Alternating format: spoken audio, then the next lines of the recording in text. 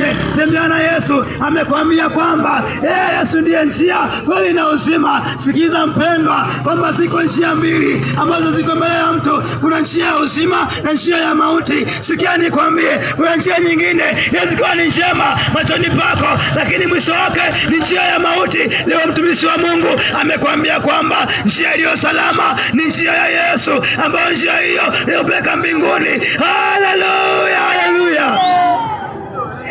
Kwa chagua tu njia moja uliyokubali kuokoka. Kama kuwa umeokoka sasa, tembea kwenye hiyo njia, tembea kwenye hiyo njia, tembea kwenye hiyo njia. Kama ulikuwa ni mlevi, anza kuacha ulevi. Kama ulikuwa ni mzinzi, anza kuacha uzinzi. Au kama sigara, acha hizo sigara. Tembea kwenye njia ambayo ni Yesu Kristo. Ni njia ya amani, ni njia ya uzima, ni njia ya furaha. Naye yuko tayari kukubadilisha kabisa, yuko tayari kugeuza kabisa. Tembea na hiyo imani katika jina la Yesu. Hata mambo yako yakafanikiwe, familia yako ikafanikiwe, wazazi wako wakafanikiwe, kazi yako ikafanikiwe, biashara yako ikafanikiwe katika jina la Yesu Kristo. Natamka baraka kila eneo la maisha yako, na Mungu wa mbinguni yuko pamoja na wewe katika jina la Yesu Kristo.